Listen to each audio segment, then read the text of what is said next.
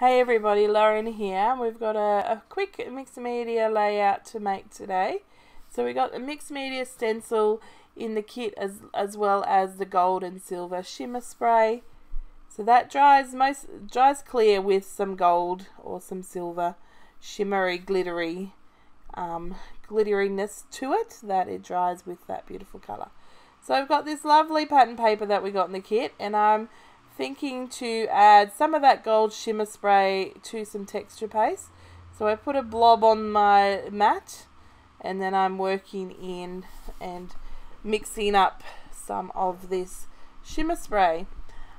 Unfortunately, as I mix it, it just goes like a dirty colour rather than a beautiful shimmer, and it might have dried very differently. But the other thing is, it makes the modelling paste really thin and runny, and it just was not going to work well, and I did not want to waste my paper with trying. So I literally just get out white texture paste, and I'm going to put that through the stencil.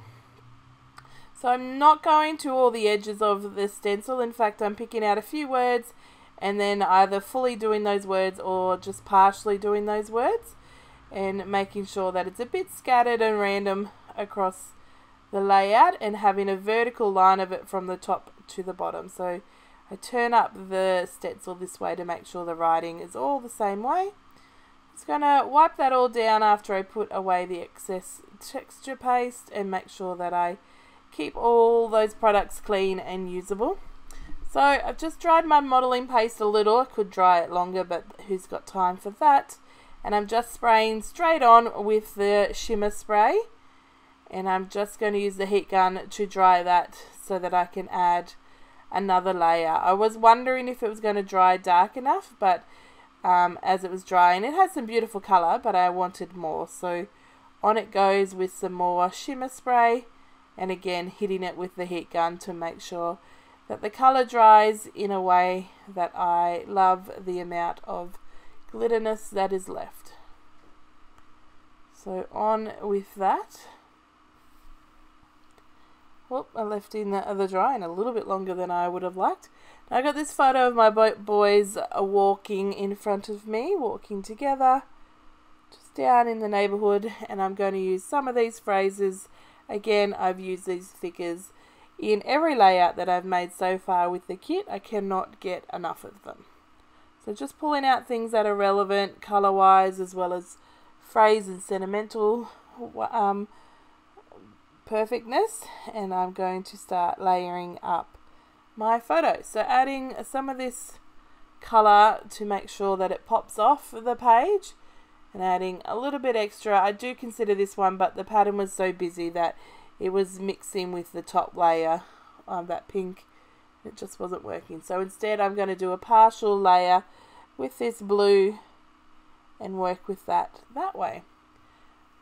I then decide to use, I started with the one yellow tag, but I do get the blue one above, and I use them to as some layering pieces, and I will use them as journaling spots and places to have fun with embellishments. So on it goes, not until I get the blue one, sorry. And I do add the hole for the tag because I expect to add some twine and make it official that it is a tag. So there we go, another hole again, and on with that. I really like the way that it's just sitting at a jaunty angle rather than sitting all neatly. It just suits it very well.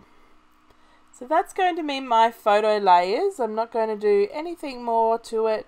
Definitely could add some more pattern paper or some different texture items, anything like that.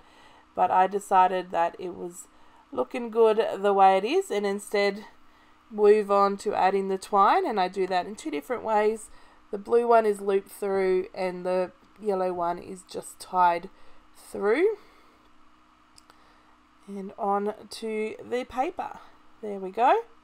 Just going to tidy up those twines and make sure they're the right size. I do go in with the journaling straight onto the yellow tag because I want to make sure I write the journaling before I'm limited by my embellishments.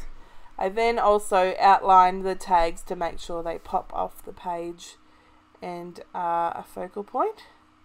So here I go with the thickers, making sure I have in a few spots to provide that continuity, but also to make your eyes move around the layout. I am then going to go around the whole page with a doodle border just to make sure that it is framed and is not falling out everywhere in terms of your eyes making the layout, you know, wander off the edge of the layout. So do consider adding this one, but it's not going to work.